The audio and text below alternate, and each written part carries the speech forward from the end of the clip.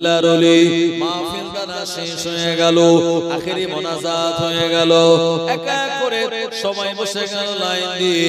হুজুর তখন তাবারক দেওয়া শুরু করলেন। ওই ছোট্ট তামার হাড়ি থেকে তাবারক তোলাতে শুরু করলেন বিসমিল্লাহ বলে। আমার ভাইজানেরা 250 জন হুজুরের মুরিদের হাতে এক এক করে তাবারকগুলি সব পৌঁছে দেওয়া গেল। তাবারকগুলি সবার পাতে পাতে চলে গেল। এরপরে যিনি রান্না করেছিলেন হুজুর তানাকে ডাক দিয়ে বললেন, বাবা এসো তুমি আমার একসঙ্গে দুজন মিলে খাওয়া দাওয়া করব। যে রান্না করেছিল ওই খাদেম বর্ণনা করে বললেন, হুজুরের সামনাসামনি আমি খেতে বসলাম। আমি তাবারক হাড়িতে যতটা রান্না করেছিলাম 250 জন মানুষের দেওয়ার পরেও তাবারক তখনও আমার আর হুজুরের খাওয়ার মতো তাবারক ওই হাড়ির ভিতরে অবশিষ্ট ছিল। হুজুরের আমন্ত্রণ পেয়ে হুজুরের মুরিদ মুহিবিন গণেরা যারা ছিলেন এক এক করে তারা সবাই চলে আসলেন।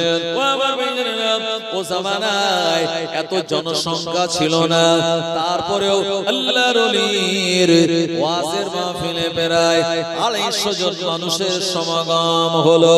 আল্লাহর ওলি সুফি আব্দুল মোমিন সাহেব রাহমাতুল্লাহ আলাইহি ওয়াজ নসিহত ওয়াজ নসিহত হয়ে যাওয়ার পর মোনাজাতের আগে তিনি সমস্ত মুহিবিনদের মুরিদদের দাওয়াত দিয়ে বললেন, বাবারা তোমরা কেউ চলে যাবে না বাবা, আমি তোমাদের জন্য কিছু তাবারকের ব্যবস্থা করেছি। আল্লাহর নবী জানিয়েছেন, এমন করে তুতইম তুআম অতুকরিউ সালাম আলা মান আরাফতা ওয়া মান লাম তারিফ। আল্লাহ তাআলার কাছে দুটি জিনিস প্রিয়, একটি হলো মানুষকে খাওয়ানো, দ্বিতীয় নম্বর হলো আর মানুষকে মুসলমানকে দেখলে পরে সালাম দেওয়া। আমি মেহমানদারি করাবো বাবা, আমি তোমাদের দাওয়াত দিলাম, আমার দাওয়াতটা গ্রহণ করে নিয়ে মোনাজাতের পর কেউ তোমরা চলে যাবে না। আল্লাহর ওলি দাওয়াত দিলেন। হুজুরের মেহমানেরা বসে আছে, অনেকে চিন্তা ভাবনা করে কোন জায়গায় তো রান্না বান্না হয় না, হুজুর আমাদের কিভাবে খেতে দেবেন।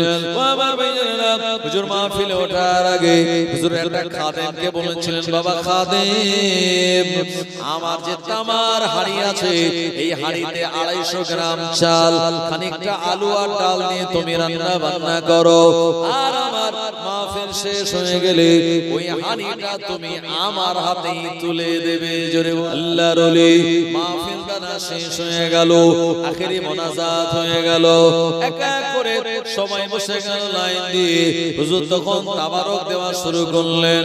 ওই ছোট্ট তামার হাড়ি থেকে তাবারক তোলাতে শুরু করলেন বিসমিল্লাহ বলে। ও আমার ভাইজানেরা, 250 জন হুজুরের মুরিদের হাতে এক এক করে তাবারকগুলি সব পৌঁছে দেওয়া হলো। তাবারকগুলি সবার পাতে পাতে চলে গেল।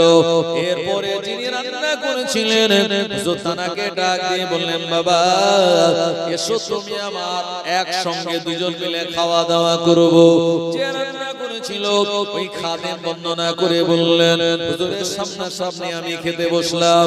আমি তাবারক হাড়িতে যতটা রান্না করেছিলাম 250 জন মানুষের দেওয়ার পরেও তাবারক তখনও আমার আর হুজুরের খাওয়ার মতো তাবারক ওই হাড়ির ভিতরে অবশিষ্ট ছিল। জোরে হবে না? এটার নাম বরকত। ভাই এই দুনিয়াতে আমরা হলাম আখিরি জামানার নবীর উম্মত। আল্লাহ আমাদেরকে মাযহাবে হানাফি বানিয়েছেন, আল্লাহ পাক আমাদেরকে আশরাফুল মাখলুকাত করেছেন, এবং আল্লাহ আমাদেরকে আহলে সুন্নাত ওয়াল জামাতের মতবাদের মানুষ করেছেন, এবং মুজাদ্দিদুল জামানের সিলসিলার অনুসারী হয়ে থাকার মতো সুযোগ করে দিয়েছেন আল্লাহ। কথা ঠিক না? ভাই এই দুনিয়ার জমিনে নবী আর আসবে না, এটা একদম 100%। নবী আর আসবে না। পৃথিবীতে আল্লাহ পাক অসংখ্য ফেরেশতা বানিয়েছেন, তার ভিতর থেকে আল্লাহ চারজন ফেরেশতাকে স্পেশাল বানিয়েছেন। কথা ঠিক কি না?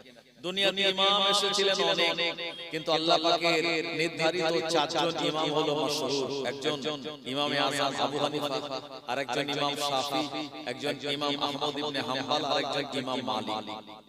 পৃথিবীতে অসংখ্য আল্লাহ আসমানি কিতাব পাঠিয়েছেন, তার ভিতর থেকে চারটি কিতাব হলো প্রসিদ্ধ। একটি হলো তাওরাত, আরেকটা জাবুর, আরেকটা হচ্ছে ইনজিল, আরেকটি হলো কোরআনুল মাজিদ। ভাই পৃথিবীতে মহান আল্লাহ রাব্বুল আলামিন অসংখ্য ওলি বানিয়েছেন, তার ভিতর থেকে চারজন ওলি হলো শ্রেষ্ঠ ওলি, যাদের থেকে চারটি তরিকা বেরিয়েছে: কাদেরিয়া, চিশতিয়া, নকশবন্দিয়া, মুজাদ্দিদিয়া। কাদেরিয়া তরিকার ইমাম হলেন বড় শাহ হুজুর, চিশতিয়া তরিকার ইমাম হলেন খাজা গরিবে নওয়াজ, আর নকশবন্দিয়া তরিকার ইমাম হলেন বুখারায় যার মাজার আছে বাহাউদ্দিন নকশবন্দি রাহমাতুল্লাহ আলাইহি। আর এই হিন্দের জমিনে জানার মাজার আছে যিনি এই মুজাদ্দিদে আহমদ ফারুকি আহমদ সিরহান্দি, যিনি মুজাদ্দিদিয়া তরিকার ইমাম। এই চার ইমামের ভিতরে দুইজন ইমামের মাজার আমাদের এই ভারতবর্ষের হিন্দের জমিনে। জোরে বলেন। একজন বাগদাদ শরীফে, আর একজন তুরস্কে, আর দুইজন আছেন এই ইমামের ভিতরে খাজা গরিবে নওয়াজ আমাদের ভারতবর্ষের, আর যিনি হলেন মুজাদ্দিদিয়া তরিকার ইমাম আহমদ ফারুকি সিরহান্দি রাহমাতুল্লাহ আলাইহি। তিনি ওই হিন্দের জমিনে তিনি নানার মাজার আছে। সুবহানাল্লাহ। মহান আল্লাহ রাব্বুল আলামিন অসংখ্য ফেরেশতা বানিয়েছেন, কিন্তু আল্লাহ নির্ধারিত চারজন ফেরেশতা বানিয়েছেন, যাদের নাম আমরা সবাই জানি। কথা ঠিক কি না? একজন হলেন আজরাইল, আরেকজন হলেন ইসরাফিল, আরেকজন হলেন মিকাইল, আরেকজন হলেন জিবরাইল। আজরাইল ফেরেশতার ডিউটি হলো মানুষের জান কবজ করা। ইসরাফিল ফেরেশতার ডিউটি হলো সিংহায় মুখ লাগিয়ে বসে আছে। আল্লাহ পাক হুকুম দেবেন, এরকম একটা ফু দেওয়ার জায়গা, তো ফু দেবেন তো দুনিয়া ফানা হবে। আল্লাহর হুকুমের অপেক্ষায়। মিকাইল ফেরেশতার ডিউটি হলো এক জায়গা থেকে আরেক জায়গায় মেঘগুলিকে তাড়িয়ে নিয়ে যাওয়া, যেখানে আল্লাহর হুকুম হবে সেখানে পানি বর্ষণ হবে। আর জিবরাইল ফেরেশতার দায়িত্ব হলো আল্লাহ তাআলার পক্ষ থেকে সমস্ত নবীদের কাছে ওহী নিয়ে আসা। মানে এটি হলো জিবরাইল ফেরেশতার কাজ, ওহী বাহক ফেরেশতা তিনি। তো আদম শফিউল্লাহ, নূহ নজিহুল্লাহ, দাউদ খলিফাতুল্লাহ, আপনার মুসা কালিমুল্লাহ, ইব্রাহিম খলিলুল্লাহ, আর ইসমাঈল জাবিহুল্লাহ, ইউসুফ সিদ্দিকুল্লাহ। এভাবে করে আমাদের আগের নবীর নবী যিনি হলেন ঈসা রূহুল্লাহ, আর আমাদের নবী হলেন হাবিবুল্লাহ। সব নবীদের কাছে তিনি এসেছিলেন এই আল্লাহর পক্ষ থেকে মেসেজার ওহী নিয়ে। কিন্তু কোন নবীর কাছে জিবরাইল ফেরেশতা গিয়েছেন 100 বার, কোন নবীর কাছে গিয়েছেন 150 বার, কোন নবীর কাছে 300 বার, কোন নবীর কাছে 500 বার, কোন নবীর কাছে 1000 বার। কিন্তু জিবরাইল ফেরেশতা নবীদের ভিতরে সবথেকে জানার কাছে বেশি এসেছেন। তিনি কে জানেন? আমাদের প্রিয় নবী মুহাম্মদুর রাসূলুল্লাহ সাল্লাল্লাহু আলাইহি ওয়াসাল্লামের কাছে। জোরে বলুন সুবহানাল্লাহ। আমার ভাইজানেরা, জওয়ানেরা, যুবকেরা, আল্লাহ নবী দিন দুনিয়ার বাদশা নবী পাক সাল্লাল্লাহু আলাইহি ওয়াসাল্লামের কাছে জিবরাইল আলাইহিস সালাম তার জীবন দশায় টোটাল 24000 বার এসেছিলেন। জোরে বলুন। এতবার অন্য কোন নবীর অন্য কোন নবীদের কাছে জিবরাইল আলাইহিস সালাম যান নাই। আল্লাহ নবীর 63 বছরের জিন্দেগি যখন শেষ হয়ে গেল, শরীয়তের বাণী প্রচার করার টাইম যখন কমপ্লিট হয়ে গেল, কোরআন মাজিদের আয়াতে কারিমা যখন নাযিল হয়ে গেল, আল-ইয়াওমা আকমালতু লাকুম দীনাকুম ওয়া আতমামতু আলাইকুম নি'মাতি ওয়া রাদিতু লাকুমুল ইসলাম দীনা। আমি আল্লাহ দ্বীন ইসলামকে পরিপূর্ণ করে দিলাম, দ্বীন ইসলামটাকে আমি আল্লাহ নেয়ামত সুসম্পন্ন করে দিলাম, এবং দ্বীন ইসলামকে আমি আল্লাহ আমার মনোনীত ধর্ম হিসাবে কবুল করে নিলাম। এই আয়াতে কারিমা আল্লাহর নবীর উপরে যখন নাযিল হয়ে গেল, বিশ্বনবী আমার বুঝতে পেরেছিলেন দুনিয়ার জমিনে আমি আর বেশি দিন থাকবো না, আল্লাহ পাকের হুকুমে আমি চলে যাব।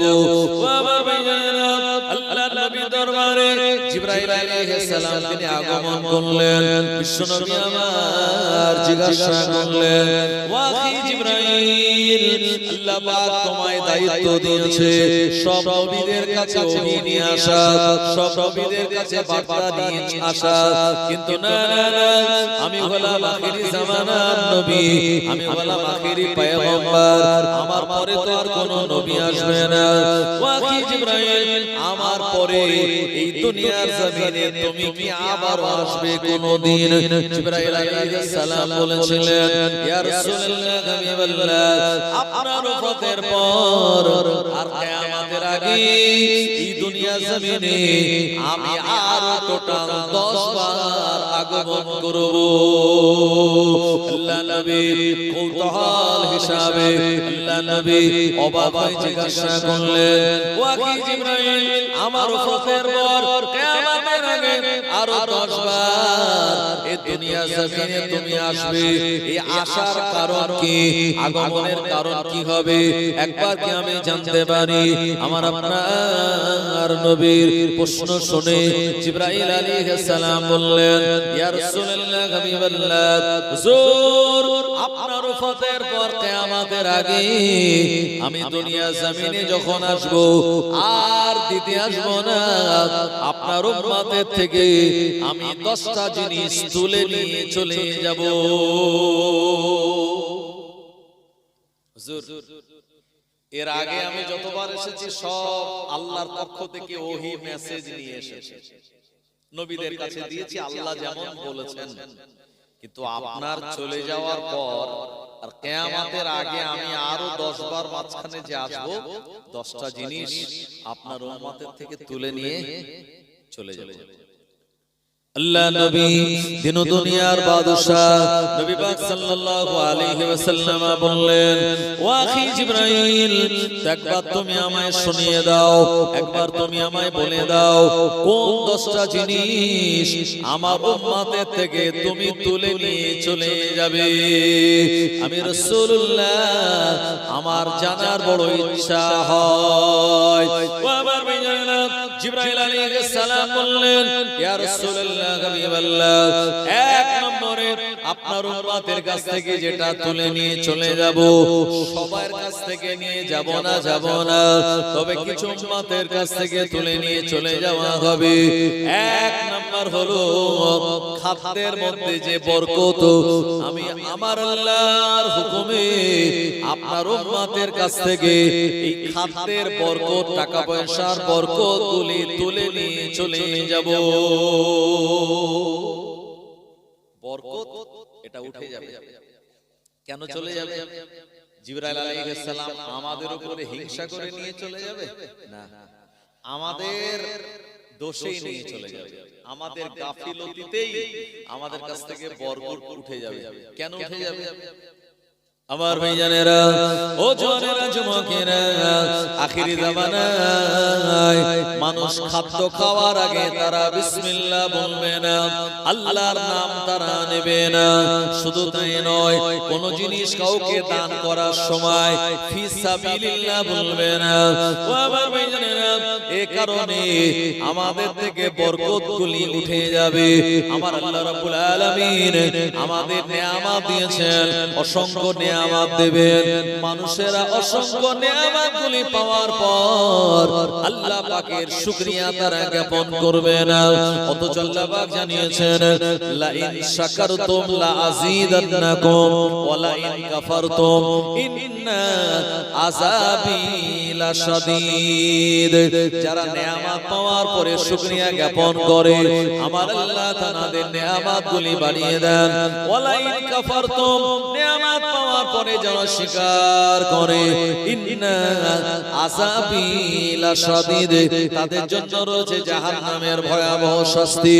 আল্লাহর নবীর আদর্শ, প্রিয় নবীর সুন্নাত হলো খাদ্য খাওয়ার আগে বিসমিল্লাহ বলা, আর শেষ করে অন্তত আলহামদুলিল্লাহ বলা।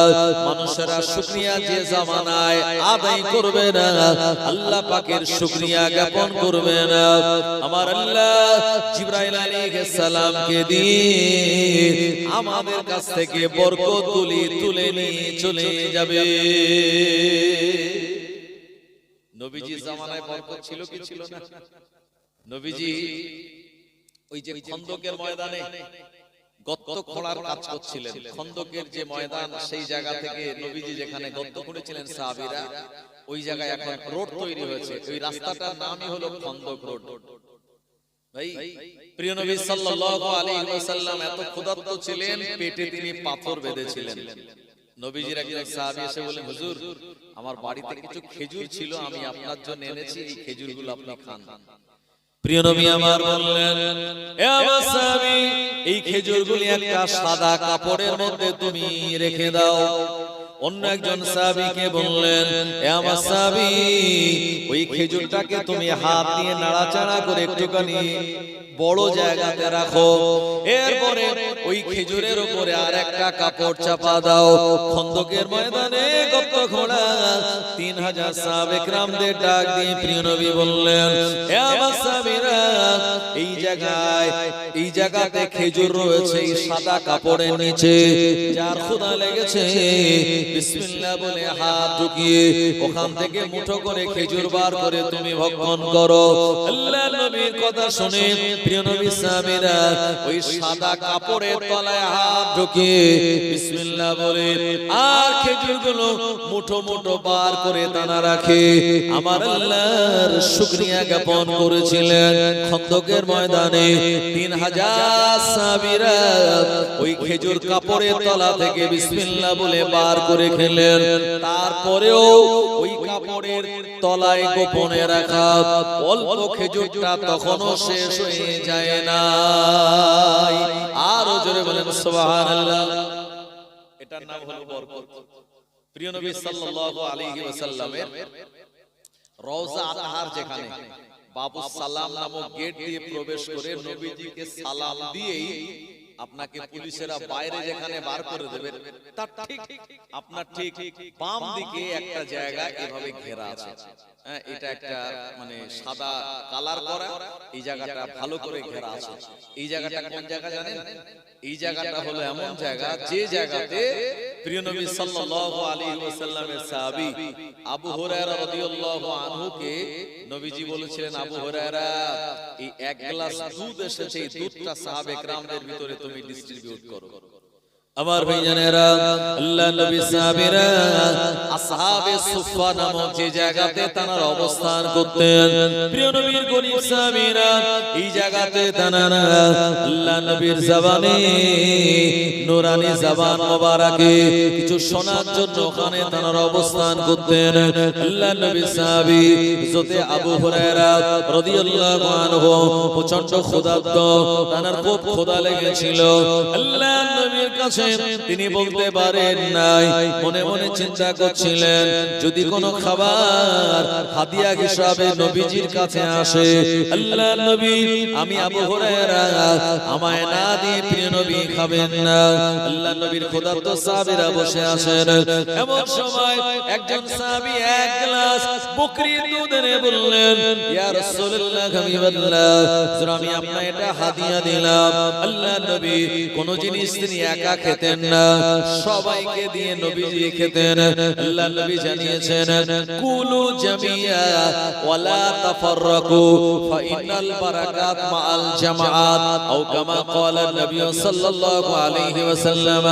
প্রিয় নবী আমার জানিয়ে দিলেন, হে আমার উম্মতেরা, যখন তোমরা খাদ্য খাবে একসঙ্গে খাদ্য খাও, এমন করে মাআল জামাআত, ফাইনাল জামাআত মাআল বারাকাত, নিশ্চয়ই আমার আল্লাহ দলবদ্ধভাবে খাবার ভিতরে আমার আল্লাহ বরকতটা রেখে দিয়েছে। জোরে হবে না? একসঙ্গে খাদ্য খাওয়ার ভিতরে আল্লাহ বরকত রেখে দিয়েছে। এজন্য খানা বাড়ি যদি এখান থেকে ডাল দেওয়া শুরু করে, ওই ডাল শেষ পর্যন্ত না যাওয়া পর্যন্ত ইনি অপেক্ষা করবেন। শরীয়তের সুন্নাত নির্দেশ হলো সবাইয়ের পাতে পাতে খাবার পৌঁছাবে, তারপরে বলবে হ্যাঁ এবারে শুরু করো বিসমিল্লাহ বলে, তারপরে সবাই শুরু করবে। আর এই সিস্টেম যদি মানা না হয়, সুন্নাত যদি অবহেলা করা হয়, তাহলে এ মাথায় যদি ডাল দেয় দেখা যাবে ও মাথায় তখনও ভাত যায় না। আর এ মাথায় ডাল শেষ বলে ভাই ডাল আনো, ডালালা বলে ভাই এখনো তো ওই মাথা পর্যন্ত যায়নি, তুমি তো সবে দিয়ে আসলাম, একটু ওয়েট করতে পারলে না? কথা ঠিক কিনা? এ মাথায় যদি আলু দেয় দেখা যাবে ও মাথায় তখনও ডাল গিয়ে পৌঁছায় না। আর এ মাথায় তাড়াতাড়ি খেয়ে যদি বলে ভাই কই গোশ নিয়ে এসো, ও মাথায় দেখা যাবে তখন আলু পৌঁছায় না। হয় কি হয় না খানা বাড়ি? এজন্য নিয়ম হলো, শরীয়তের সুন্নাত হলো সবাই যখন বসবে সবার পাতে যখন খাবার চলে যাবে আর একসঙ্গে সবাই মিলে যদি খাওয়া শুরু করে, তাহলে ঝগড়া ঝামেলা হই হট্টগোল হওয়ার সম্ভাবনা বিরাট কম। আসলে আমরা সুন্নাত ছেড়ে দিয়েছি, তাই খাওয়ার সময় আমরা মাঝে মাঝে হাঁকাচেল্লা করে ফেলি। কথা ঠিক কিনা? অনেক জায়গায় এমনও শোনা যায় বিয়ে বাড়ি এসে মারপিট করে বাড়ি যাচ্ছে খাওয়া খাওয়া করে, আছে না নাই? আমার ভাইজানেরা, ও নবীর উম্মতেরা, বরকত কেমন ছিল আমি আপনাদেরকে উদাহরণ দিয়ে বলে দেব। আল্লাহর ওলি মুজাদ্দিদুজ জামানের একজন খলিফা ছিলেন, ওই খলিফার নাম হলো আল্লাহর ওলি সুফি আব্দুল মুমিন সাহেব রাহমাতুল্লাহ আলাইহি। হুজুরের মাজার আছে হাওড়া জেলার বাকন শরীফে, ওখানে আপনারা অনেকেই হয়তো গিয়েছেন, হুজুরের মাজার খানা জিয়ারত করেছেন। উনি আল্লাহর একজন মস্ত বড় ওলি মানুষ। ও আমার ভাইজানেরা, বাংলাদেশে জানার খত ছিল, ওনার নাম ছিল আপনার প্রতাপ চন্দ্র সেন। মুজাদ্দিদুজ জামানের হাতে হাত দিয়ে যিনি ঈমানের কালেমা পড়ার পর আল্লাহর ওলি দাদা হুজুর রহমাতুল্লাহ আলাইহি তার নাম রেখেছিলেন আব্দুল মুমিন। ও বাবা আব্দুল মুমিন, আমি তোমায় কিছু আমাল দিলাম, 5 ওয়াক্ত নামাজ, এরপরে এই আমালগুলি তুমি করবে। আস্তে আস্তে এই আমালগুলি বাড়াতে লাগলেন। আমার ভাইজানেরা, পীরের দরবারে আসা যাওয়া করেন, সবক পরিবর্তন করে দেন। এই আমাল করতে করতে একটা সময় আল্লাহর নেক বান্দা আব্দুল মুমিন সাহেব রাহমাতুল্লাহ আলাইহি মস্ত বড় আল্লাহর একজন ওলি হয়ে গিয়েছিলেন। জোরে বলুন সুবহানাল্লাহ। ও আমার ভাইজানেরা, আল্লাহর ওলি মুজাদ্দিদুজ জামানের 550 জন খলিফা, এই 550 জন খলিফার ভিতরে আব্দুল মুমিন সাহেব রাহমাতুল্লাহ আলাইহি হলেন অন্যতম একজন খলিফা। মুজাদ্দিদুজ জামানের ইন্তেকালের পর যখন আব্দুল মুমিন সাহেব রাহমাতুল্লাহ আলাইহি অসুস্থ হয়ে পড়লেন, দুনিয়াতে আর থাকবেন না, ওনার মুহিব্বিনদেরকে ডাকলেন, ডেকে বলেছিলেন বাবা আমি আমার শেষ জীবনে কিছু ওসিয়ত নসিহত তোমাদের করে যাব, আর এগুলি তোমরা মেনে চলবে, আর অমুক তারিখে আমার এই মহল্লায় মাহফিল তোমরা সবাই আসবে। হুজুরের আমন্ত্রণ পেয়ে হুজুরের মুরিদ মুহিব্বিন গণেরা যারা ছিলেন এক এক করে তারা সবাই চলে আসলেন। ও আমার ভাইজানেরা, ও জামানায় এত জনসংখ্যা ছিল না, তারপরেও আল্লাহর ওলির ওয়াজের মাহফিলে প্রায় 250 জন মানুষের সমাগম হলো। আল্লাহর ওলি সুফি আব্দুল মুমিন সাহেব রাহমাতুল্লাহ আলাইহি ওয়াজ নসিহত হয়ে যাওয়ার পর মোনাজাতের আগে তিনি সমস্ত মুহিব্বিনদের মুরিদদের দাওয়াত দিয়ে বললেন, বাবারা তোমরা কেউ চলে যাবে না বাবা, আমি তোমাদের জন্য কিছু তাবারকের ব্যবস্থা করেছি। আল্লাহর নবী জানিয়েছেন এমন করে তুতইমুত তুআম ওয়া তুকরিউস সালাম আলা মান আরাফতা ওয়া মান লাম তারিফ। আল্লাহ তাআলার কাছে দুটি জিনিস প্রিয়, একটি হলো মানুষকে খাওয়ানো, দ্বিতীয় নম্বর হলো আর মানুষকে মুসলমানকে দেখলে পরে সালাম দেওয়া। আমি মেহমানদারি করাবো বাবা, আমি তোমাদের দাওয়াত দিলাম, আমার দাওয়াতটা গ্রহণ করে নিয়ে মোনাজাতের পর কেউ তোমরা চলে যাবে না। আল্লাহর ওলি দাওয়াত দিলেন, হুজুরের মেহমান মেহমানেরা বসে আছে, অনেকে চিন্তা ভাবনা করে কোন জায়গায় তো রান্না বান্না হয় না, হুজুর আমাদের কিভাবে খেতে দেবেন। ও আমার ভাইয়েরা, হুজুর মাহফিলে ওঠার আগে হুজুর একটা খাদেমকে বলেছিলেন, বাবা খাদেম, আমার যে তামার হাঁড়ি আছে, এই হাঁড়িতে 250 গ্রাম চাল, খানিকটা আলু আর ডাল দিয়ে তুমি রান্না বান্না করো, আর আমার মাহফিল শেষ হয়ে গেলে ওই হাঁড়িটা তুমি আমার হাতেই তুলে দেবে। জোরে বলুন।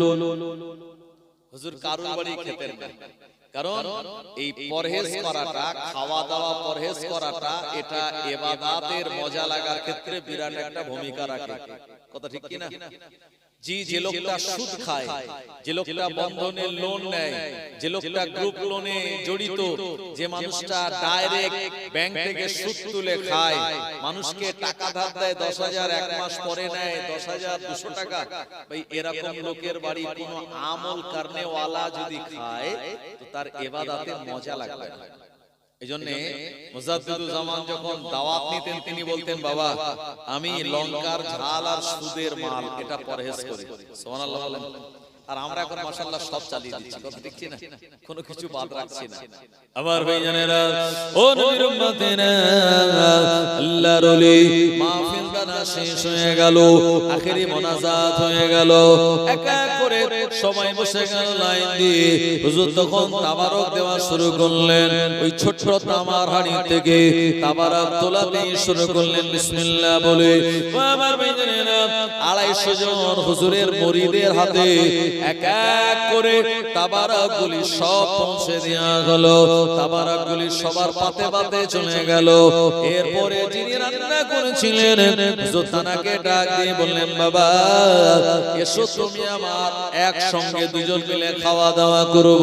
যে রান্না করেছিল ওই খাদেম বর্ণনা করে বললেন, হুজুরের সামনাসামনি আমি খেতে বসলাম, আমি তাবারক হাঁড়িতে যতটা রান্না করেছিলাম 250 জন মানুষের দেওয়ার পরেও তাবারক তখনও আমার আর হুজুরের খাওয়ার মতো তাবারক ওই হাঁড়ির ভিতরে অবশিষ্ট ছিল।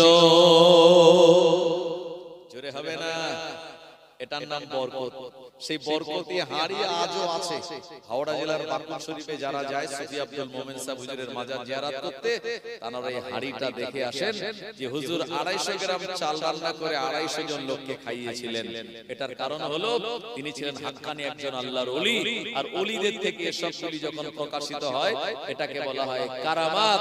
আল ফিকহুল আকবরের মুসান্নিফ ইমাম আবু হানিফা রাহমাতুল্লাহ আলাইহি বলেছেন, আল কারামাতু আউলিয়ায়ে হাক্কুন, ওলিদের কারামাত হলো হক আর সত্য। জোরে বলেন সুবহানাল্লাহ।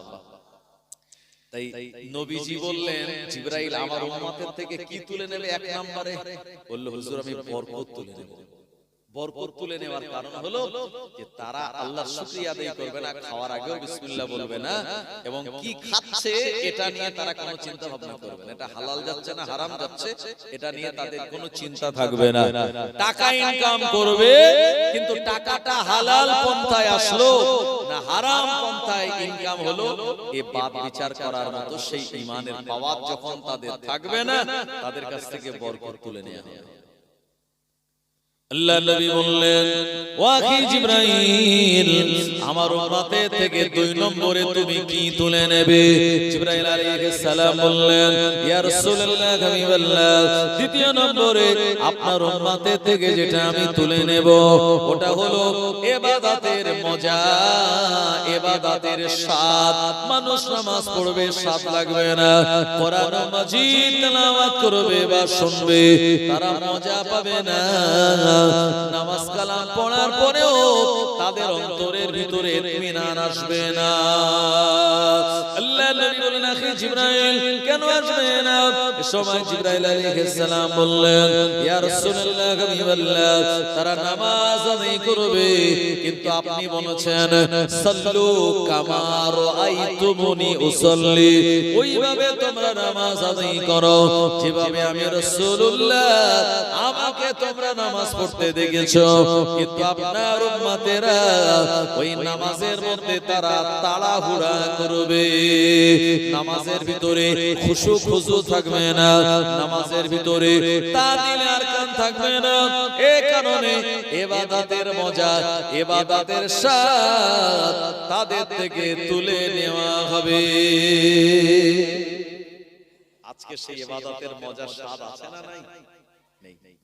মানুষ নামাজ পড়ে তাড়াহুড়ো করে, কথা ঠিক কিনা? নামাজ পড়ছে কিন্তু নামাজের ভিতরে তার একাগ্রতা নাই। জি, ইমাম লম্বা মুনাজাত করলে, লম্বা সিজদা দিলে কিছু কিছু মুসল্লি বলে হুজুর একটু তাড়াতাড়ি শেষ করলে ভালো হতো, কারণ অনেক কাজের চাপ। আমার ভাইজানেরা, জওয়ানেরা, যুবকেরা, এই তাদিলে আরকান এটা তারা জানবেই না বা বুঝবেই না। অথচ বশিরাল্লাহ মুসাদ্দিদুজ জামানের অনুমতিতে কিতাব লিখলেন, কিতাবটার নাম হলো আপনার নামাজ শিক্ষা। ও আমার ভাইজানেরা, 164 পৃষ্ঠার কিতাব। ওই কিতাবের ভিতরে বশিরাল্লাহ বললেন নামাজের ভিতরে বাইরে 13টা ফরজ আছে, 30টা ওয়াজিব আছে, 28টা মুস্তাহাব আছে, 7টা সুন্নাত আছে। এগুলি যদি আপনার জানা না থাকে, একটা ওয়াজিব ছেড়ে গেলে আপনার সহসেজদা দেওয়া লাগবে, একটা ফরজ ছেড়ে গেলে দুহরে নামাজ পড়া লাগবে। নামাজের মাসাইল সংক্রান্ত আর জ্ঞান যাদের থাকবে না, তাদের ভিতর থেকে ইবাদতের মজা স্বাদগুলি তুলে নেওয়া হবে। সামনে রমজান আসছে, অনেকে খবর নেবে, বলে কোন মসজিদে তারাবি নামাজ 20 মিনিটে শেষ হয়, তো বললো অমুক গ্রামের অমুক পাড়ার মসজিদ, বলে চলো চলো। যত তাড়াতাড়ি নামাজ তারাবি শেষ হবে সেখানে অনেকে তারাবি পড়বে। আবার অনেকে মাগরিব পড়ে কিন্তু তারাবি পড়ে না, তারা সেই সবে কদরে রাতের বেলা গিয়ে হুড়োহুড়ি করে মসজিদে, কথা ঠিক কিনা? সারা মাস তারা তারাবি পড়ে না, আর যদিও বা পড়ে ইচ্ছা মতো কয়েকটা পড়লো, কয়েকটা ছেড়ে দিল। জওয়ানেরা, যুবকেরা, ও নবীর উম্মতেরা, এই নামাজের ভিতরে তাদিলে আরকান তাদের থাকবে না। অথচ আল্লাহর নবী সাহাবী হযরত আলী রাদিয়াল্লাহু আনহু জিহাদের ময়দানে পাহারা দিচ্ছেন। ও নবীর উম্মতেরা, আল্লাহর নবী সাহাবী আবু হুরায়রা রাদিয়াল্লাহু আনহু জিহাদের ময়দানে পাহারা দিচ্ছেন। আলী রাদিয়াল্লাহু আনহু পাহারা দেওয়ার সময় চিন্তা করে সব সাহাবীরা ঘুমিয়ে পড়ল, আমরা দুজন মিলে সাহাবী পাহারা দেই।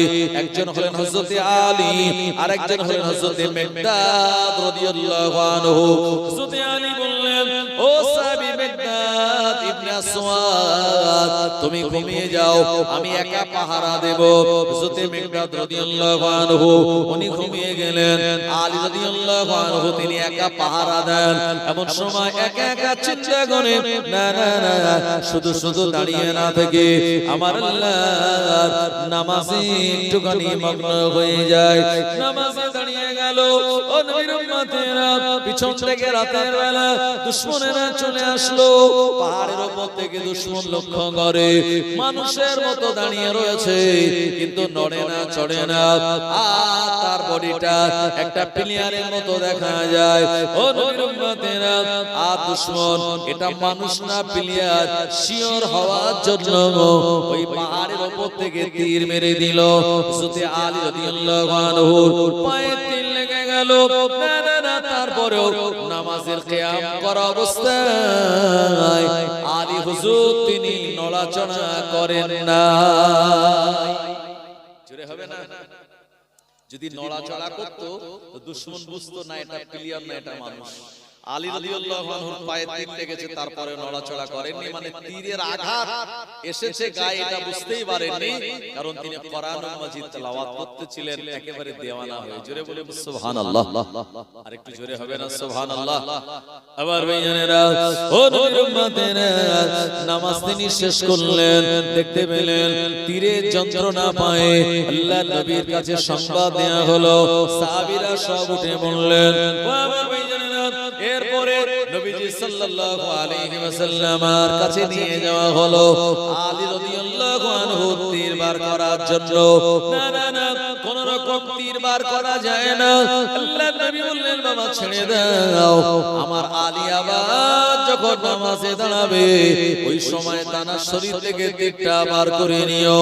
তিনি কিছুই বুঝতে পারবেন না। হযরত আলী রাদিয়াল্লাহু আনহু আবার নামাজে দাঁড়ালেন, কেরাতের মধ্যে তিনি মগ্ন হয়ে গেলেন। এরপরে পায়ে তীর বার করে নেওয়া হলো, আর কোনো কষ্ট তিনি বুঝতে পারলেন না। আর জোরে বলেন সুবহানাল্লাহ।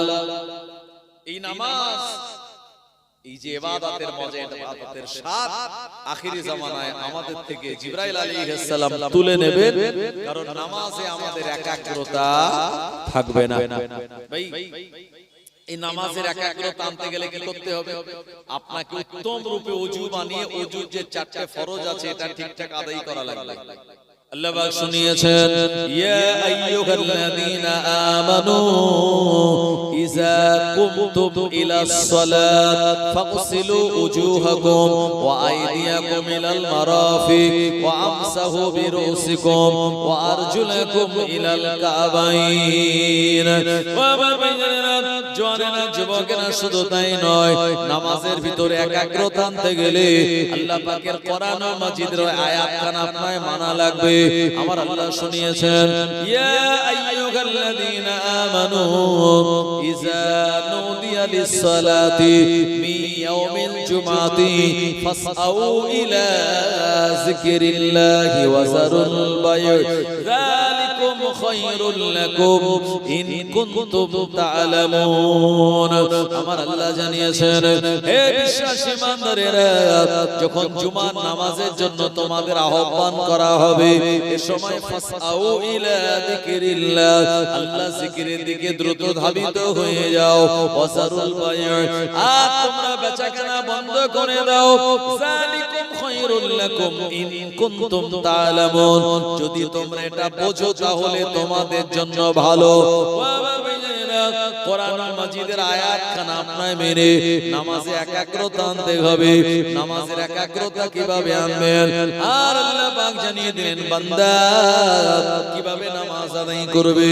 আল্লাহ পাক শুনিয়েছেন, কুল ইন্না সালাতি ওয়া নুসুকি ওয়া মাহইয়ায়া ওয়া মামাতি লিল্লাহি রাব্বিল আলামিন। কুল, নবী আপনি বলুন, আমার নামাজ, আমার কুরবানি, আমার জীবন, আমার মরণ সবকিছু আল্লাহর জন্য। নামাজ পড়তে হবে আল্লাহর জন্য, নামাজ পড়া লাগবে আল্লাহকে রাজি আর খুশি করানোর জন্য। এটা মনে করে যখন আমরা নামাজে দাঁড়াবো, আমার আল্লাহ ওই নামাজের ভিতরে একাগ্রতা এনে দেবে। জোরে বলুন, আরো জোরে বলেন সুবহানাল্লাহ। এই জন্য এই নামাজ যদি আমরা আস্তে আস্তে 5 ওয়াক্ত আদায় করি, ইনশাআল্লাহ এই নামাজের একাগ্রতা আসবে। যদি আল্লাহর জন্য এই নামাজটা হয় এবং নামাজে যদি আমরা তাড়াহুড়ো না করি, তো আমাদের ভিতরে নামাজে একাগ্রতা আসবে। আর কিভাবে আসবে? ওটাও নবীজি সাল্লাল্লাহু আলাইহি ওয়াসাল্লাম বলেছেন, প্রতিটা নামাজের, ফরজ নামাজের পরে তোমরা আয়াতুল কুরসি তেলাওয়াত করো। যারা প্রতিটা ফরজ নামাজের পরে সালাম ফেরানোর পরে আয়াতুল কুরসি তেলাওয়াত করে, তার জান্নাতে যাওয়াটা শুধুমাত্র মৃত্যুর অপেক্ষা। মৃত্যু এসে যাবে তার, আর আল্লাহর জান্নাত না পারে সে চলে যাবে। জোরে বলুন সুবহানাল্লাহ। আয়াতুল কুরসি এত দাম, এটা স্বয়ং শয়তানও ভয় পায়। সুবহানাল্লাহ বলবেন না? কোরআন মাজিদের এই আয়াতুল কুরসি পুরো একটাই আয়াত এবং সবথেকে বড় আয়াত, এবং এটার এত দাম শয়তানও ভয় পায়। ভাই হাদিসে এসেছে, এক জিহাদের ময়দানে প্রিয় নবী সাল্লাল্লাহু আলাইহি ওয়াসাল্লাম হযরতে আবু হুরায়রাকে বলেন, আবু হুরায়রা, এই গানিমাতের মাল কিছু রেখেছি, এই গানিমাতের মালগুলি তুমি পাহারা দাও, তবে কোন চোর টোর যেন না আসে, আর যদিও বা আসে তো তুমি আবু হুরায়রা, আমি তোমার জন্য তো দোয়া করেছি, তুমি সবথেকে বেশি হাদিস বর্ণনাকারী সাহাবী হবে, তাই তুমি চোর ধরতে পারবে, আর তোমার কাছে অনেক হাদিস আছে, তুমি ভালোভাবে পাহারা দাও। তো আবু হুরায়রা রাদিয়াল্লাহু আনহু জিহাদের ময়দানে গানিমাতের মালগুলি পাহারা দিচ্ছেন। ভাই এখন রাত যেই গভীর হয়েছে, গভীর রাতের বেলা একটা লোক এসে আবু হুরায়রা হুজুরকে না জানিয়ে ওই ওখান থেকে গানিমাতের মাল ইচ্ছামতো নিয়ে পালাচ্ছে। আবু হুরায়রা রাদিয়াল্লাহু আনহু ওই চোরটাকে ধরে ফেলেছেন। চোরটাকে বলল, এ চোর, আল্লাহর বান্দা আব্দুল্লাহ, এটা তোমার কেমন বিবেক? আমি গানিমাতের মাল এখানে জড়ো করে রেখে দিয়েছি আল্লাহর নবী, আর আমি এই গানিমাতের মালের পাহারা দিচ্ছি, আর তুমি আমায় বলে কেন না নিয়েছো? আমায় না বলে কেন নিয়ে যাচ্ছ? ও আমার ভাইজানেরা, এ সময় চোর দেখলো আমি আবু হুরায়রার কাছে ধরা পড়ে গিয়েছি। চোর কাকুতি মিনতি করে বলল, হুজুর আপনি আমায় ছেড়ে দিন, আমি বড় অভাবী, আমার পরিবারে বড় অভাব অনটন, আজ কয়েকদিন খাওয়া হয় না, এই কারণে আমি গানিমাতের মাল চুরি করার জন্য আসলাম। হুজুর আমি কথা দিলাম আজকে আপনি আমায় ছেড়ে দিন, আর জীবনে কোনোদিন চুরি করব না। সাহাবায়ে মনে খুব দয়া মায়া ছিল। চোর যখন সংসারে অভাবের অভিযোগ করলো, তো আবু হুরায়রা হুজুর ওই চোরটাকে ছেড়ে দিল। পরের দিন ফজরের নামাজ মসজিদে নববীতে, তো আবু হুরায়রা নবীজির পিছনে পড়েছেন। নবীজি সালাম ফিরিয়ে বলছে, ও বাবা আবু হুরায়রা, এই গত রাতের বেলা যে চোর এসেছিল, চোরের সংবাদ কি বলো? আবু হুরায়রা হুজুর অবাক, হুজুর এই রাতের বেলা চোর এসেছিল ময়দানে গানিমাতের মাল নিতে, আর আপনি তো হুজরা মুবারাকে ছিলেন, এই চোরের সংবাদ জানলেন কি করে?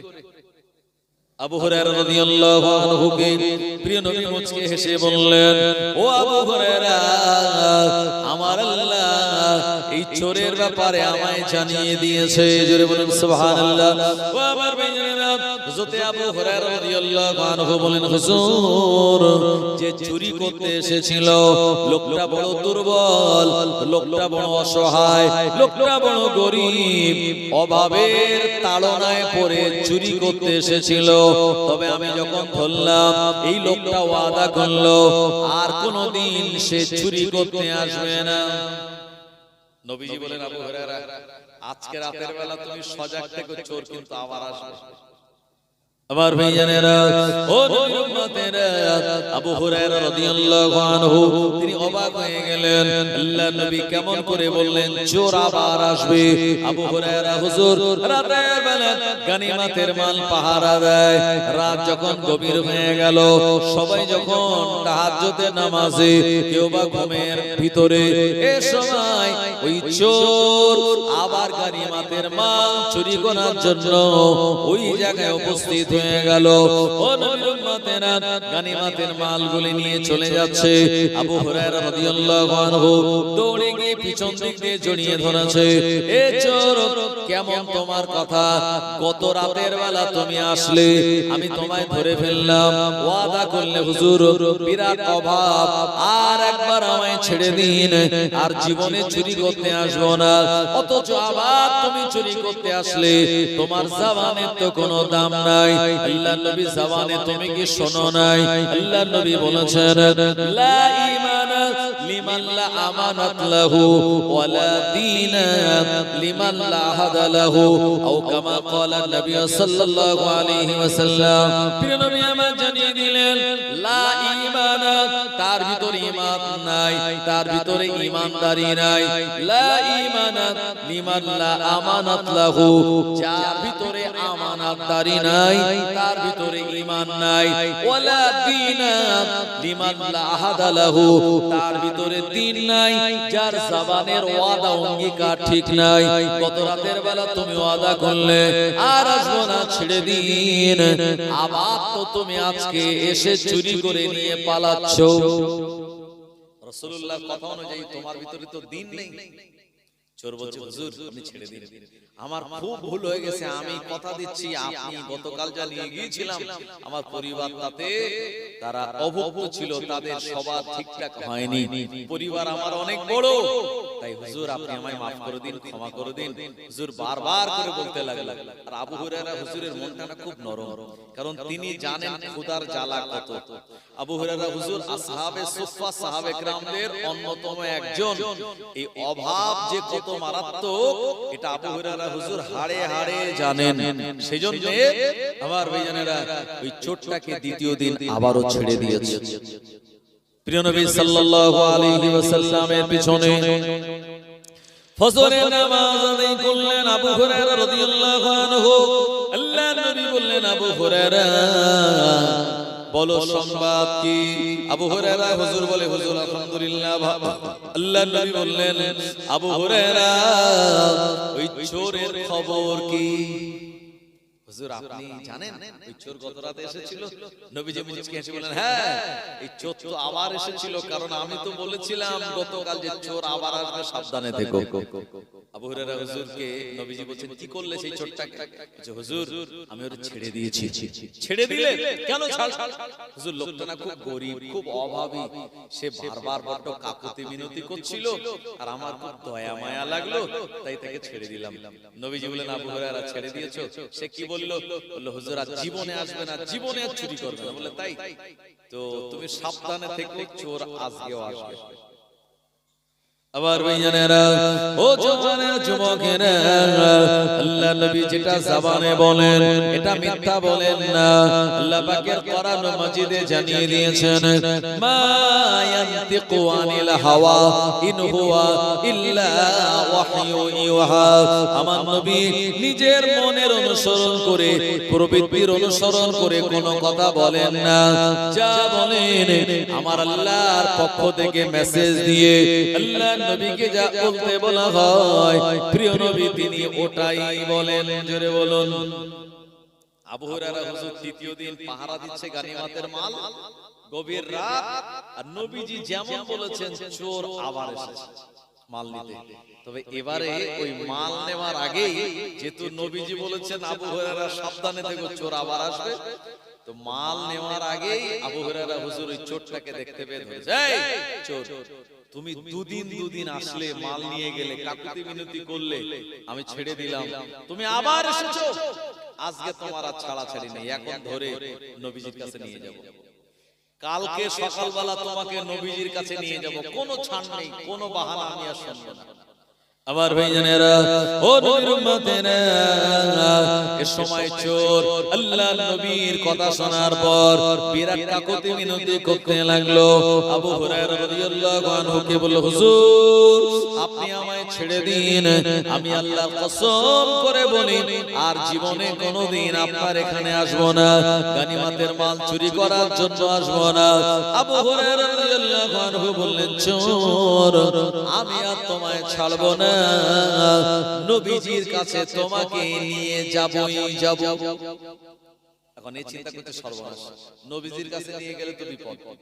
তো চোর তখন ফন্দি কেটেছে আবু হুরায়রা থেকে বাঁচার জন্য।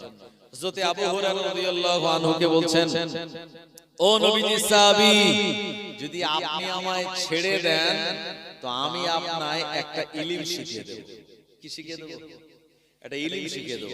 আর আবু হুরায়রা হুজুর ছিলেন ইলমের পাগল, মানে জ্ঞানের পাগল। যেখানে জ্ঞান আবু হুরায়রা হুজুর সেখানে। সুবহানাল্লাহ বলেন। তিনি জ্ঞান অন্বেষণের জন্য অনেক কষ্ট করেছেন, আর এজন্যই আল্লাহ পাক কোরআনুল মাজিদে শুনিয়েছেন, ফাসআলু আহলা যিকরি ইন কুনতুম লা তা'লামুন, তোমরা যেটা জানো না ওটা জ্ঞানীদেরকে জিজ্ঞেস করে নাও এবং তোমাদের সেই ব্যাপারটাকে তোমরা ক্লিয়ার করে নাও। আবু হুরায়রা রাদিয়াল্লাহু আনহুর মনটা নরম হয়ে গেছে যখন এই চোর বলেছে যে আমি আপনাকে একটা জ্ঞান শিখিয়ে দেব।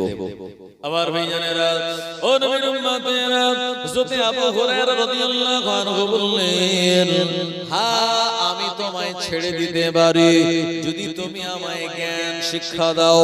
আমার ভাইজানেরা, ওই চোর তখন বলল, ও নবী সাহাবী আবু হুরায়রা, আপনি আয়াতুল কুরসি তেলাওয়াত করুন। আপনি যদি আয়াতুল কুরসি তেলাওয়াত করেন রাতের বেলা ঘুমানোর আগে বা রাতের বেলা বিশ্রাম নেওয়ার আগে, ওই আয়াতুল কুরসি যারা তেলাওয়াত করবে আমার আল্লাহ ওই আয়াতুল কুরসির ফজিলতে ওই বাড়ির আশপাশে চুরি হাওয়া থেকে হেফাজত করবেন। জোরে বলুন। ও আমার ভাইয়েরা, চোর বলল, ও নবী সাহাবী আবু হুরায়রা, এই আয়াতুল কুরসি যদি তুমি তেলাওয়াত করো আর কোন মানুষ কোন ক্ষতি করতে পারবে না। ও নবী সাহাবী আবু হুরায়রা, আয়াতুল কুরসি হলো এটা সবথেকে একটি বড় আমাল, যে আমালের কারণে আমার আল্লাহ ওই বান্দার উপরে রাজি আর খুশি হয়ে যায়।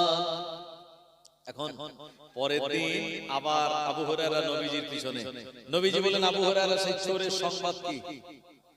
নবীজি সাল্লাল্লাহু আলাইহি ওয়াসাল্লাম এ সময় আবু হুরায়রাকে বলেন, আবু হুরায়রা, গতকাল যে চোর এসেছিল তার সংবাদ কি?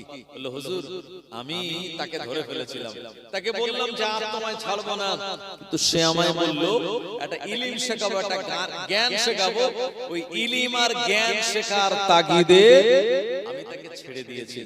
নবীজি বললেন, কি জ্ঞান তোমায় শিখিয়েছে? বলল, জ্ঞান শিখিয়েছে যে প্রতিটা সময় বা 5 ওয়াক্ত নামাজের পরে বা বাড়ির কোনো মাল পাহারা দেওয়ার জন্য বা রাতের বেলা ঘুমানোর আগে যদি আয়াতুল কুরসি তেলাওয়াত করা যায়, ওই বাড়ির বিপদ আপদ বালা মুসিবত চোর ডাকাতের হাত থেকে আল্লাহ হেফাজত করবে। নবীজি বললেন, আমাল যেটা তোমায় বলেছে আমাল কিন্তু সঠিক, আমাল একদম সঠিক বলেছে, কিন্তু যে লোকটা তোমায় আমাল দিয়েছে লোকটা হলো বেঠিক। লোকটা কি? বেঠিক, আর আমাল কিন্তু সঠিক। তো আবু হুরায়রা হুজুর তিনি চিন্তা করছেন, নবীজি বললেন লোকটা বেঠিক, তো লোকটা কি? ঠিক লোক তো ভালো আমাল দেবে না, আর বেঠিক লোক যে ভালো আমাল সঠিক আমাল দিল লোকটাকে। আল্লাহ নবী বললেন, ও আবু হুরায়রা, লোকটা আর অন্য কেউ নয়, যে আল্লাহকে সিজদা দেওয়া থেকে অস্বীকার করেছিল, যে ছিল আজাজিল, আল্লাহকে সিজদা না দিয়ে আমার আল্লাহ জানিয়েছে আবা ওয়াস্তাকবারা ওয়া কানা মিনাল কাফিরিন, এ হলো কাফের, ইবলিস, শয়তান। এটা ইবলিস শয়তান, সে তোমায় বেঠিক, লোকটা বেঠিক কিন্তু সঠিক তোমায় আমাল দিয়েছে। আমার ভাইজানেরা, জওয়ানেরা, যুবকেরা, এইজন্য 5 ওয়াক্ত নামাজের পরে আয়াতুল কুরসি যারা পড়ে, শয়তানও তাদের থেকে ভয় পায়, তাদের কোনো ক্ষতি করতে পারে না। জোরে বলেন সুবহানাল্লাহ। তাই ওয়াজ শুনলে হবে না, একটু আমালও করা লাগবে, কথা ঠিক কি না? আয়াতুল কুরসি যাদের মুখস্থ আছে আপনারা তেলাওয়াত করবেন নামাজে সালাম ফেরানোর পরে বা মুনাজাতের পরে। আল্লাহু লা ইলাহা ইল্লা হুয়াল হাইয়ুল কাইয়্যুম লা তাখুযুহু সিনাতুন ওয়ালা নাওম লাহু মা ফিস সামাওয়াতি ওয়া মা ফিল আরদ মান যাল্লাযী ইয়াশফাউ ইনদাহু ইল্লা বিইজনিহি ইয়ালামু মা বাইনা আইদিহিম ওয়া মা খালফাহুম ওয়া লা ইউহিতুনা বিশাইইন মিন ইলমিহি ইল্লা বিমা শাআ ওয়াসিয়া কুরসিয়্যুহুস সামাওয়াতি ওয়াল আরদ ওয়া লা ইয়াউদুহু হিফযুহুমা ওয়া হুয়াল আলিয়্যুল আযীম। ওয়া আমার ভাইজানেরা, এই আয়াতুল কুরসি নারী পুরুষ সবাই নামাজে সালাম ফেরানোর পর যদি পড়ে নেয়, আমার আল্লাহ দুনিয়ার বড় বড় বিপদ আপদ বালা মুসিবত থেকে হেফাজত করে দেবেন, এবং ওই ঘরে শয়তানের আনাগোনা বন্ধ হয়ে যাবে। জোরে হবে না?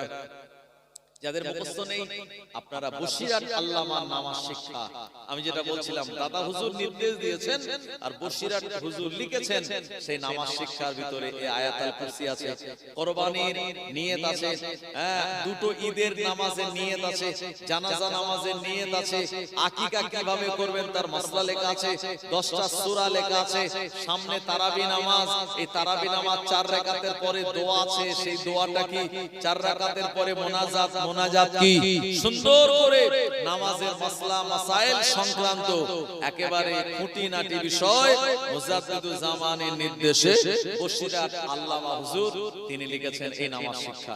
আমার ভাইজানেরা, এটা বাজারে যত নামাজ শিক্ষা আছে সবথেকে শ্রেষ্ঠ ভালো নামাজ শিক্ষা হলো বসিরাত আল্লামা হুজুরের লেখা নামাজ শিক্ষা। জোরে বলেন সুবহানাল্লাহ। আমার ভাইজানেরা, জওয়ানেরা, যুবকেরা, মুরব্বিয়ান, বাবাজীগণেরা, এই দুনিয়াতে মহান আল্লাহ রাব্বুল আলামিন আমাদের জন্য শ্রেষ্ঠতম ইবাদত যেটি করেছেন এটি হলো সালাত বা নামাজ। এই নামাজ শিক্ষা যদি আপনাদের লাগে তো আমার ড্রাইভার সাহেব বিক্রি করে, ড্রাইভার সাহেবের সঙ্গে যোগাযোগ করবেন, পেয়ে যাবেন আপনারা। তো নামাজ একটি বিরাট বড় ইবাদত, তাই কবি সুন্দর করে বলেছেন, ওয়াক্ত যে হলো ওযু করো মসজিদে চলো, ওয়াক্ত যে হলো ওযু করো মসজিদে চলো, খোদার হুকুম পালন করে নামাজটা পড়ো, ওয়াক্ত যে হলো ওযু করো মসজিদে চলো, দিন রাতে 5 ওয়াক্ত নামাজ পড়লে পাবে ভাই জান্নাত, দিন রাতে 5 ওয়াক্ত নামাজ পড়লে পাবে ভাই জান্নাত, ফজরের সময় হলে, ফজরের সময় হলে তাড়াতাড়ি মসজিদে যাও চলে, বিছানায় থেকো না শুয়ে, আল্লাহ তাআলা রহমত দেন ঢেলে, আল্লাহ তাআলা রহমত দেন ঢেলে, জোহরের সময় হলে কাজটা তাড়াতাড়ি দাও ছেড়ে, কিছু সময় দাও নামাজে, সফলতা আসবে জীবনে, সফলতা আসবে জীবনে, ওয়াক্ত যে হলো ওযু করো মসজিদে চলো, দিন রাতে 5 ওয়াক্ত নামাজ পড়লে পাবে ভাই জান্নাত। জোরে বলেন সুবহানাল্লাহ। সেই নামাজ আল্লাহ আমাদের সবাইকে আদায় করার তৌফিক দিক, সবাই বলেন আমিন। জিবরাইল আলাইহিস সালামকে নবীজি বললেন, জিবরাইল আমার উম্মতের থেকে তুমি 3 নম্বরে কি তুলে নিয়ে চলে যাবে? আল্লাহ নবীকে জিবরাইল আলাইহিস সালাম বললেন, ইয়া রাসূলুল্লাহ হাবিবাল্লাহ 3 নম্বরে আপনার উম্মতের কাছ থেকে যেটা তুলে নেওয়া হবে এটার নাম হলো সবর এবং ধৈর্য। আখিরি জামানায় মানুষের সবর থাকবে না, ধৈর্য থাকবে না, মানুষ ধৈর্য হারা হয়ে যাবে, অল্প কথায় তারা মুখ দিয়ে জবান দিয়ে গালিগালাজ বার করবে, অল্প সামান্যতম বিষয় নিয়ে তারা তাদের বিবিকে তালাক দিয়ে দেবে, অল্প সামান্য বিষয় নিয়ে মানুষের ভিতরে দ্বন্দ্ব মারপিট শুরু হয়ে যাবে। এর 1 নম্বর কারণ হলো আখিরি জামানায় মানুষের থেকে সবর আর ধৈর্যগুলি তুলে নেওয়া হবে। আল্লাহ নবী বললেন, কেন তুলে নেওয়া হবে?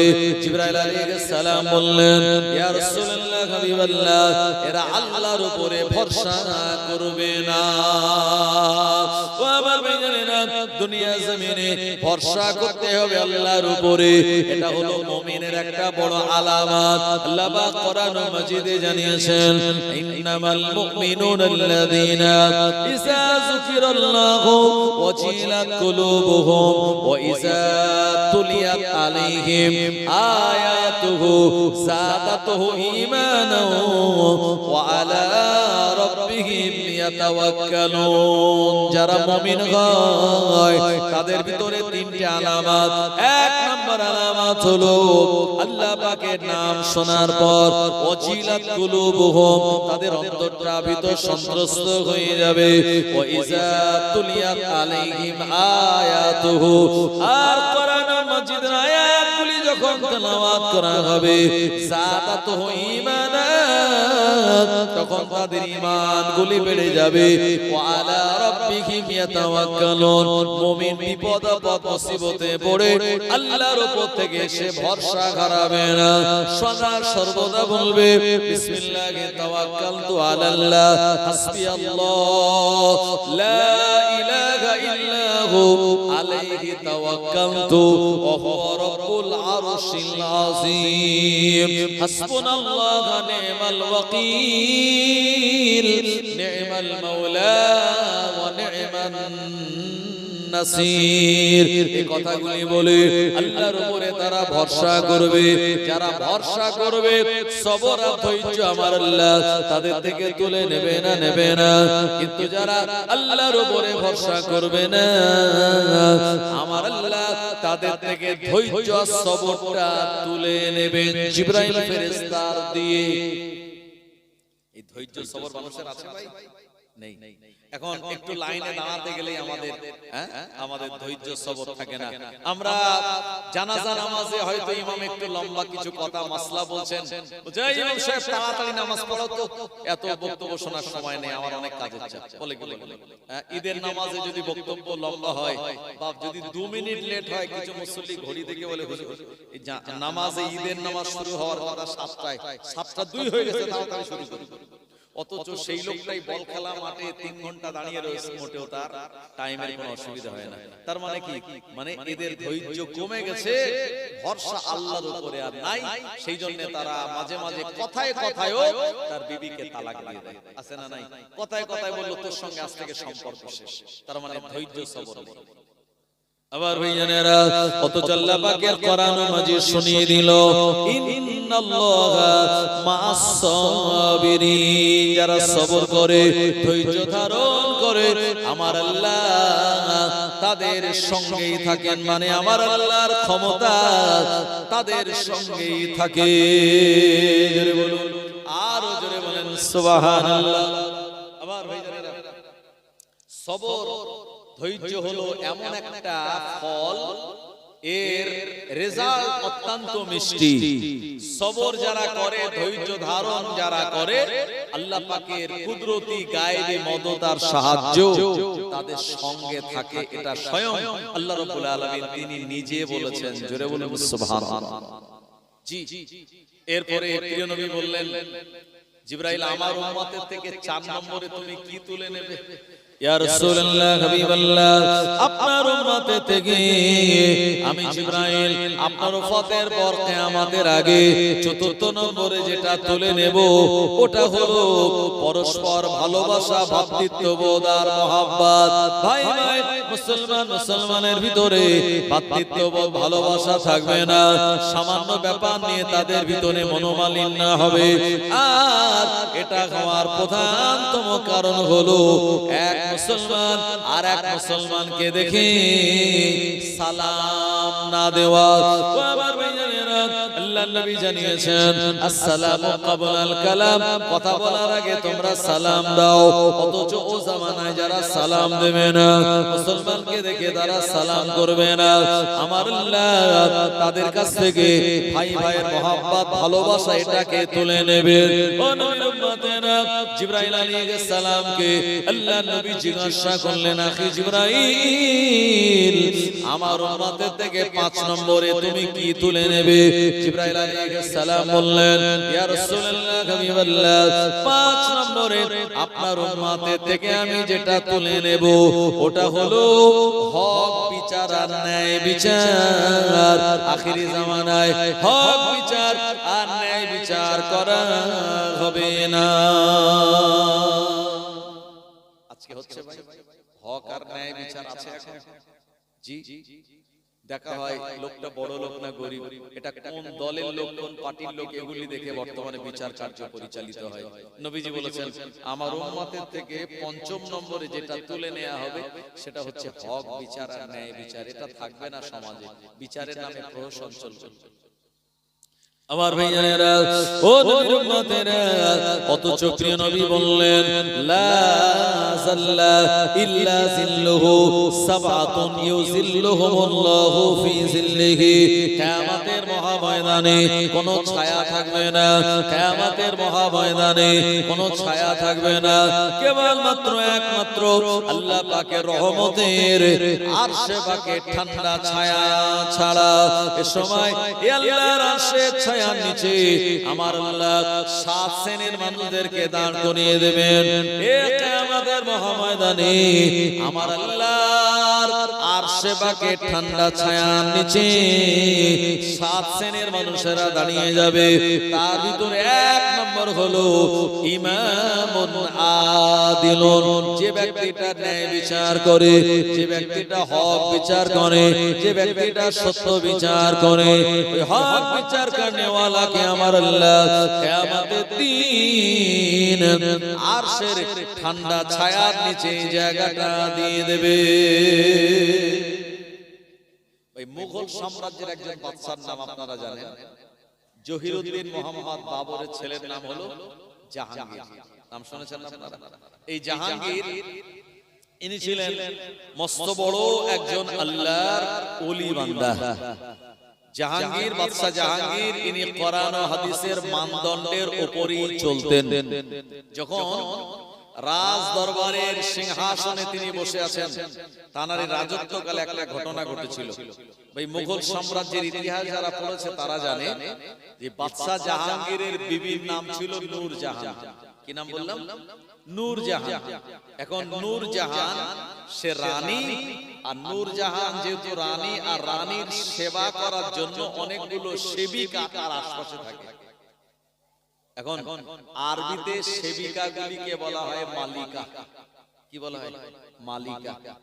আর এই রানী নূরজাহান সে সেবিকা দ্বারা পরিবেষ্টিত। একদিন সকালবেলা জানালার পাশে রানী বসে আছে। হঠাৎ একজন সেবিকা বলছে, রানী আপনার এই কামরার দিকে ওই যে সামনে জানালা আছে, ওই জানালা দিয়ে একটা ছেলে উকি মেরে আপনাকে দেখতেছে। ভাই কারোর বাড়িতে তার বিনা অনুমতিতে উকি মারাটা হলো নাজায়েজ, এটা শরীয়ত সম্মত নয়। নবীজি বলেছেন যদি এরকম কেউ করে আর তুমি যদি তার চোখে কিছু মেরে তার চোখটা নষ্ট হয়ে যায়, এই চোখ নষ্ট করে দেওয়ার জন্য তোমার কোনো গুনাহ হবে না, কারণ সে তোমার অনুমতি ছাড়াই তোমার বাড়ির দিকে দেখতেছিল। আমার ভাইজানেরা, ও নবীর উম্মতেরা, এই সময় প্রথম সেবিকা বলল, ও মালিকা, ও রানী নূরজাহান, আপনার দিকে দেখতেছে একটি ছেলে।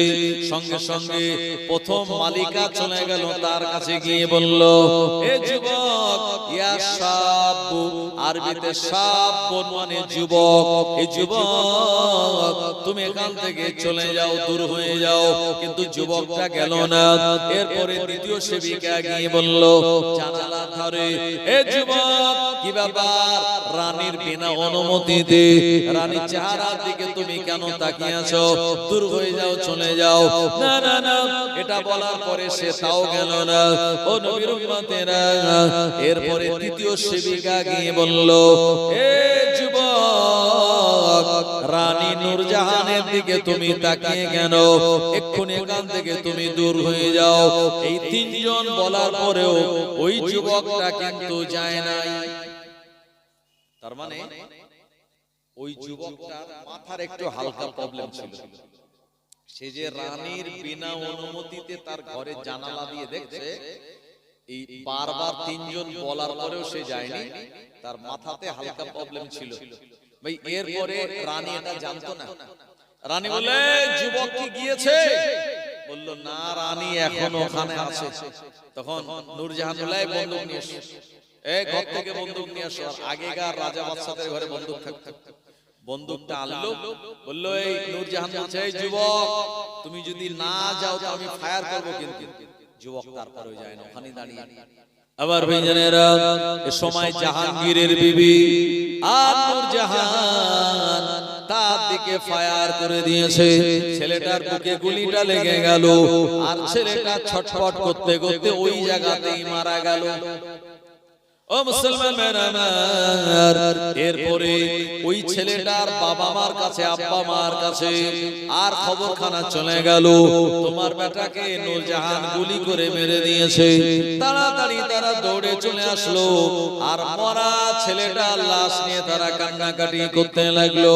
এলাকার মানুষেরা বলল, কান্নাকাটি করে লাভ নাই, তোমার ছেলেটা মারা গিয়েছে। কান্নাকাটি করলে সে তার হায়াতে জীবনে আর ফিরে আসবে না। কি করা যায়? প্রতিবেশীরা যুক্তি দিল, যেহেতু নূরজাহান গুলি করেছে, তাই নূরজাহানের বিরুদ্ধে বাদশা জাহাঙ্গীরের কাছে গিয়ে তোমরা এলিগেশন দাও, অভিযোগ করো। এখন এই যাকে মারা হয়েছে তার আব্বাই ছিল ওই রাজদরবারের পানি বাহক। এই মস্কে করে, চামড়ার মস্কে করে দুধ থেকে পানি এনে রাজদরবারে আপনার খাবার পানি পরিবেশন করত। এখন যেমন 20 লিটার জারে করে সব কেনা পানি বিক্রি হয় না, গ্রামে গ্রামে ভ্যানে করে বিক্রি করে 25 টাকা 30 টাকা।